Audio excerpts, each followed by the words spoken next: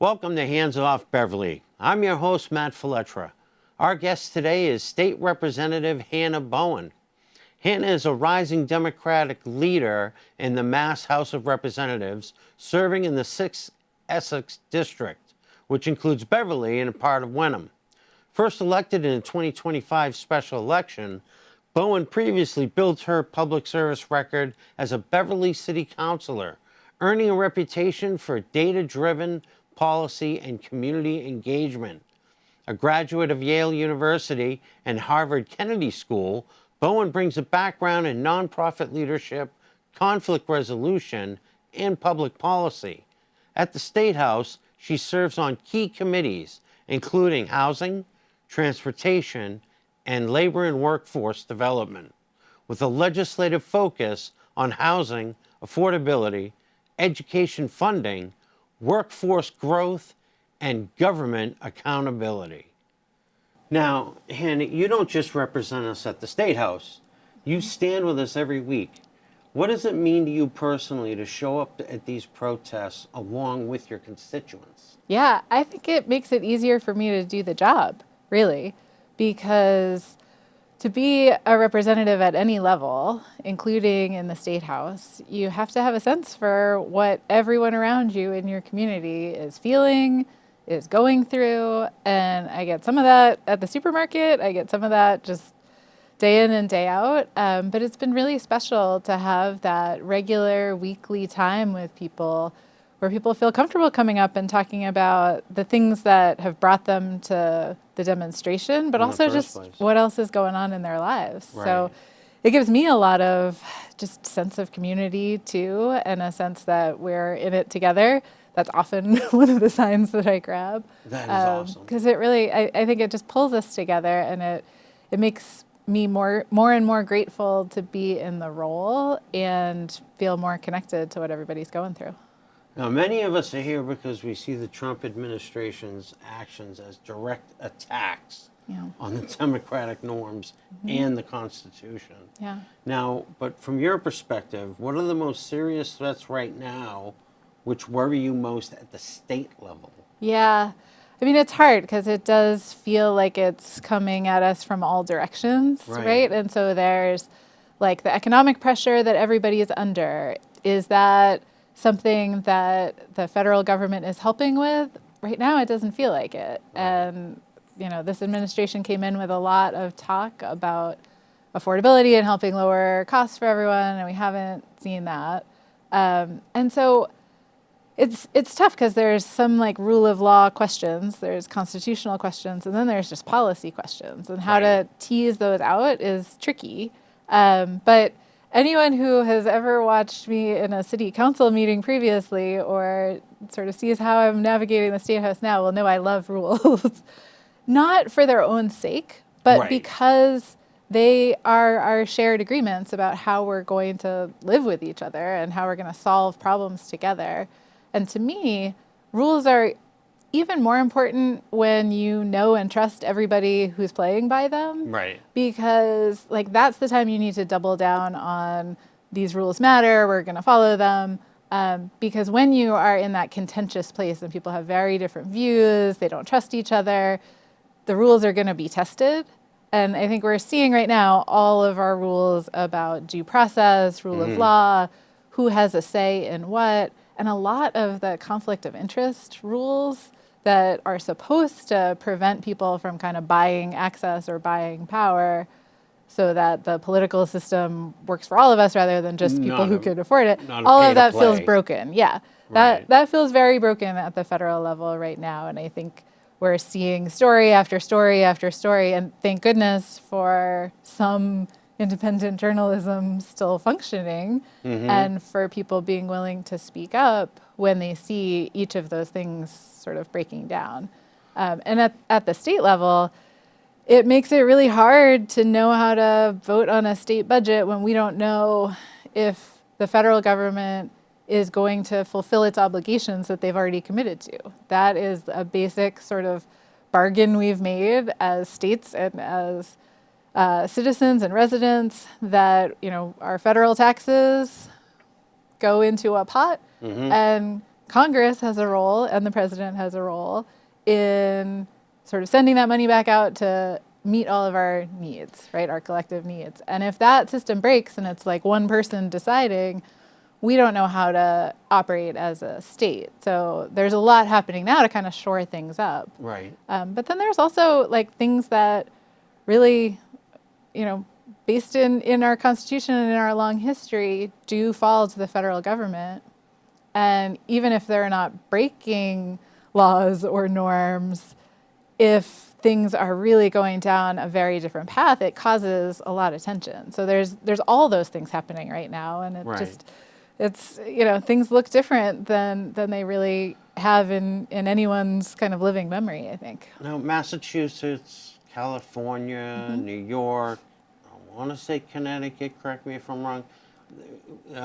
Governor Newsom out of California would call us donor states. In fact, meaning, we give out more than we get. Yeah. Massachusetts is that, right? Yeah. Yeah. So what we get back in federal funding for education or infrastructure projects or Medicare, those kinds of things that we decide to fund nationally out of our federal taxes, we get less back in total of those kinds of benefits than collectively we have paid into the federal government. Right. Now, we also get lots of things like it matters to me that Americans in other parts of the country are also getting a high quality education. Right. Are also, that we share our national defense, that if there is a natural disaster, that, we get a lot of snow sometimes, but we don't typically get tornadoes. Right. I do want some of my tax dollars to support FEMA helping people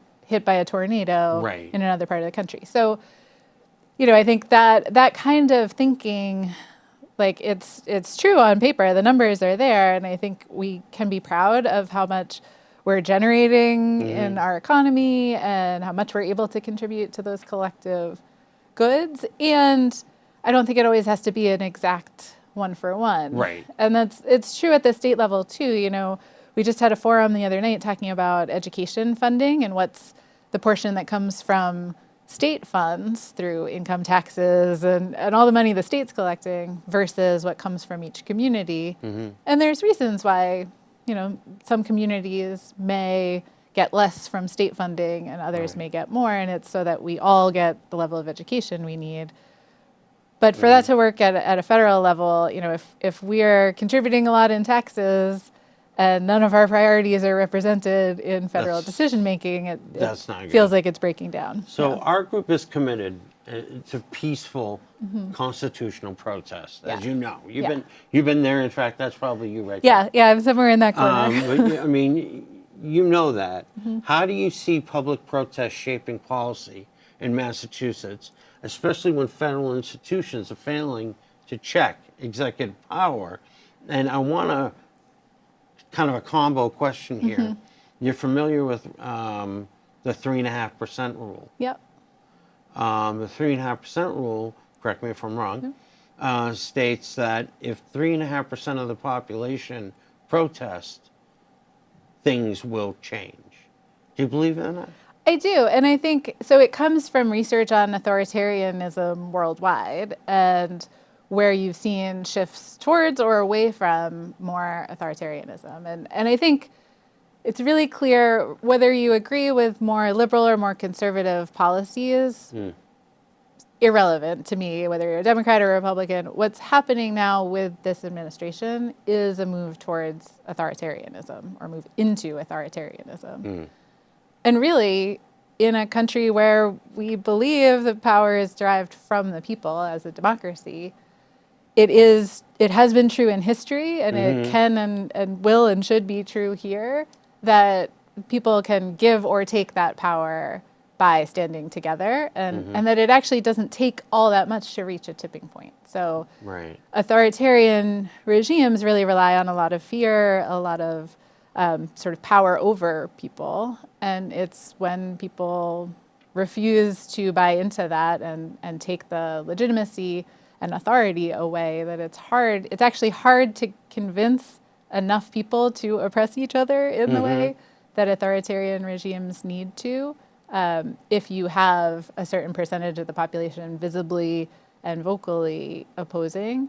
But that's I think only been true in history while you're in that sort of shifting phase. Right. Sometimes once a regime locks in that authoritarian power, it can be a lot harder to shift out. So I think that's been part of the movement, to gather people across political views, but who really want to see push back against that concentration of power and authoritarian style of power.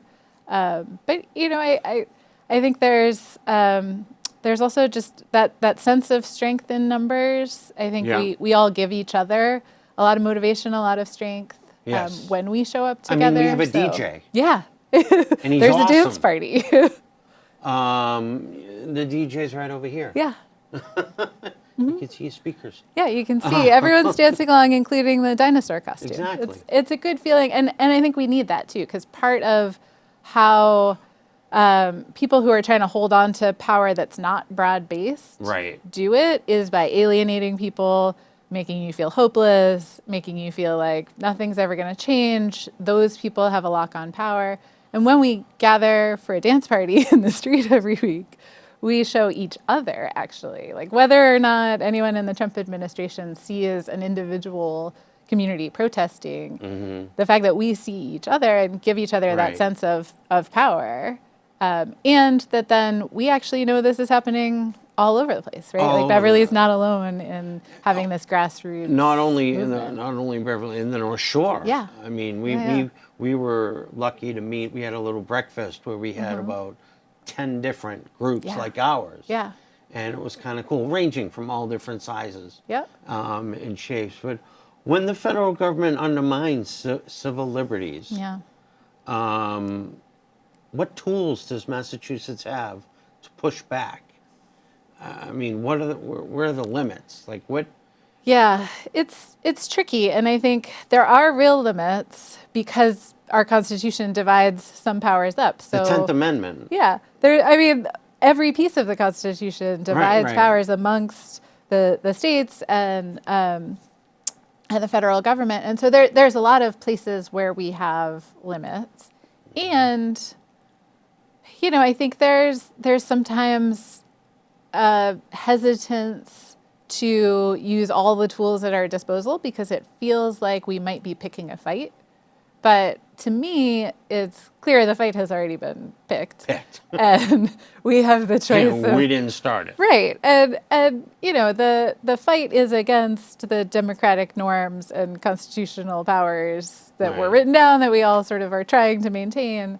And so the defense of those things, again, it's not like a policy or political stance. It's a institutional kind of stance. Right. And, I think some of the tools that we have are things like providing more legal services. So, the legislature has passed funding to provide immigrant legal defense. So anyone who is, detained by ICE, whether they have any reason to or not, and doesn't have access to an attorney, can't afford an attorney, like we as a state have decided that it is so important for everyone to have due process, not for any individual case, whether it ends in deportation or someone going home to their Massachusetts community or not. It's like having a fair process that we've decided to support and defend and even pay for. That fair process is literally in the Constitution. It's in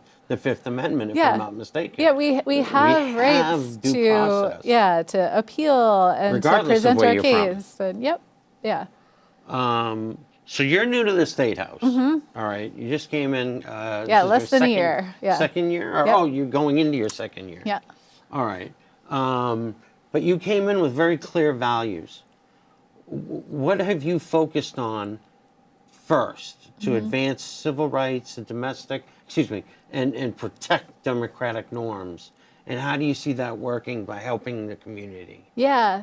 So, I've focused on a lot of issues really and sort of stumbled learning. over that question. No, it's a hard question too, though. Like, what are we able to do? And I'm in a learning curve of just how the legislature works, and it's its own interesting institution. And I think when I think about, I do like rules. I am kind of an institutionalist by nature. I think we build things together, but our institutions have challenges too. So at the federal level, like as much as I am out here defending our Constitution, like it has not always been perfect or perfectly implemented.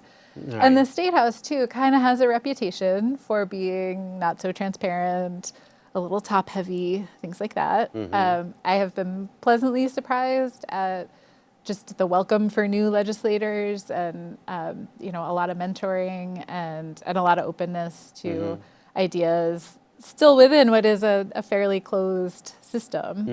But so I've been really focused on trying to learn that system and to find ways to help make it more transparent, at least here in the district. So talking about what we're working on, what's coming up, what I'm looking for input on, where we can participate and strengthen just our democratic norms fully. But then there are some policies, the funding that I mentioned that was in the last budget, I was happy to support that. And I know funding choices are hard. Everything is a trade-off, and there are people who would like to see no funding go to anyone's legal defense. But for me, it's really important that happen because it's all of our rights at stake. So they need to be defended.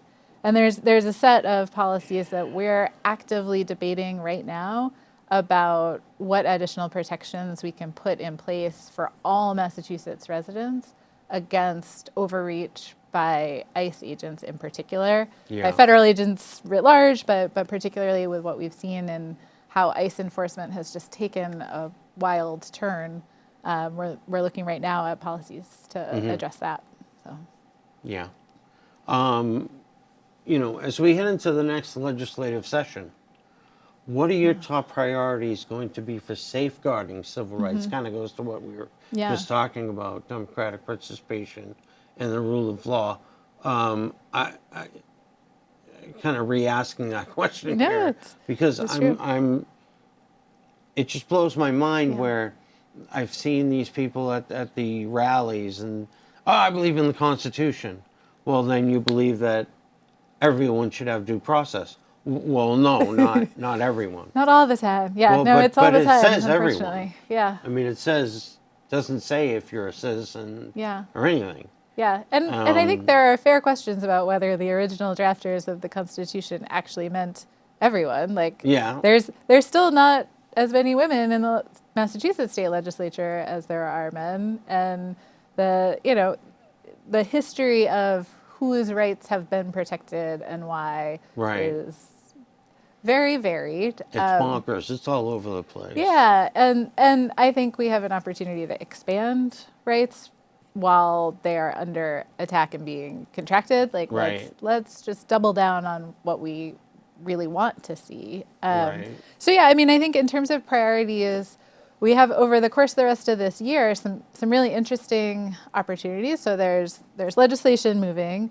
We're about to take up the House budget, and that's a place where we can sort of move things around a little bit and sometimes add new policy protections right within the budget. There's also a whole bunch of ballot initiatives that will be heard by the legislature, but then potentially go to the ballot in November. Some of which deal with like how our state level democracy functions. So really hope that people get involved in that process. And I'm looking forward to engaging in that. And then we have an election in November. And I think really like paying attention to how our elections work locally and that we can trust them and why and how is an opportunity this year, really. Yeah, I can imagine. Immigration has become one of the clearest places where we see the due process and the constitutional protections under strain. How do you view Massachusetts' responsibility when federal immigration enforcement conflicts with our state's values around civil rights and the rule of law? And I mean, what do we do when ICE shows up? I saw the mayor of Lynn, Chelsea, I would say Boston, a whole bunch, Boston, say that they're not the police is not ICE. Right. And we're not going to help you. Yeah. And they made executive orders saying so. Yeah. Beverly hasn't, I believe, put one through yet. Do you think they're going to? Right. I don't know. And there's just a whole slew of new announcements over the last week. I think because people are rightly concerned that there could be a further ramp up of activity in Massachusetts. But yeah, I mean, there is a very clear distinction between the role of local police and even like state troopers and state National Guard, but particularly local police and federal civil enforcement agents. So they're like the whole process of like how ICE has evolved in this direction is a whole other conversation. But local police departments are here to keep us safe, right, and enforce local and state laws and deal with crimes. Sometimes deal with nuisances by de-escalating them. And local police need to be trusted by their communities. They need victims of crime to be able to come to them. And in Beverly, our police chief and our mayor have been really clear that Beverly police are not helping ICE enforce their agenda. That said, a lot of other communities have gone a step or two further, and part of the discussion in the legislature is whether to go further as a state to add additional protections, to say, like in those recent executive orders from mayors, they're saying our police are here to protect citizens, and if someone, whoever they may be, shows up masked, unidentified, armed, banging down a door, and the resident of that house calls the police fearing for their life, the police will show up to help that resident. And like saying that out loud, that's sort of a new stance. It shouldn't be, like, it's not actually a change in policy per se, but it's just a recognition of how far afield ICE agents have been going from their actual legal authority, and saying local police are going to be here for residents. Right. That ICE can't use city property to stage, just making it sort of incumbent upon ICE to follow the law. Now, does that make us, and I hate this phrase, a sanctuary state? Or does it just make us a state that is following the Constitution and protecting its residents? Yeah, I mean, I think it is the latter.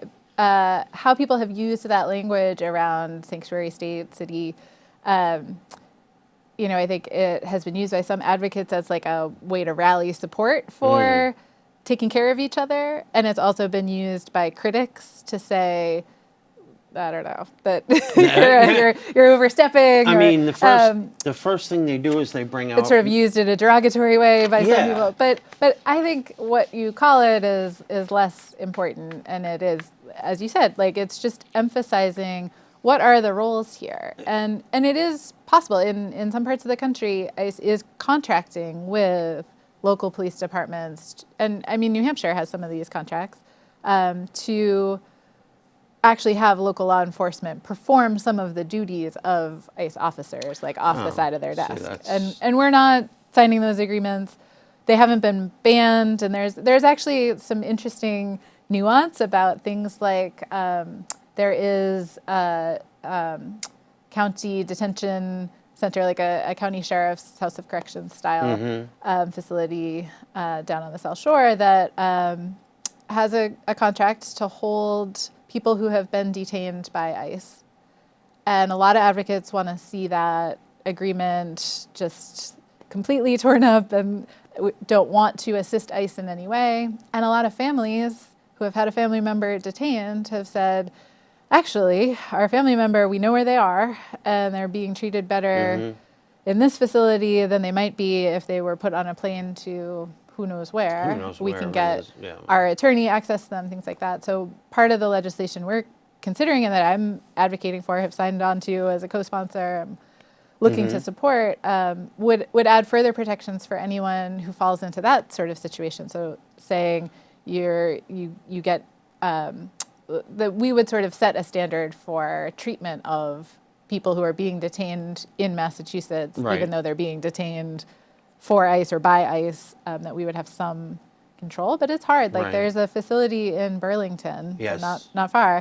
A lot of folks who are out on Saturdays in Beverly are out on Wednesdays in Burlington or another day, because there's an office building rented by ICE that used to be for like people working at desks filling out paperwork, and now is detaining people for days on end, and because it's federal property technically while they're operating there, there are limits to what the state can do or the town can do. So people are looking at all the options, but it's also like you're trying to minimize harm too. So. I want to do a reality check.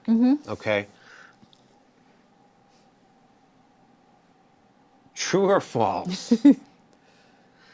More crime per capita is committed by residents and citizens of this country than there are by immigrants. Yeah. So And it's not even close. Yeah. So and, true. And it's also true that immigrants who are undocumented or have tenuous legal status, temporary status, things like that, are far more likely to be exploited. Yeah.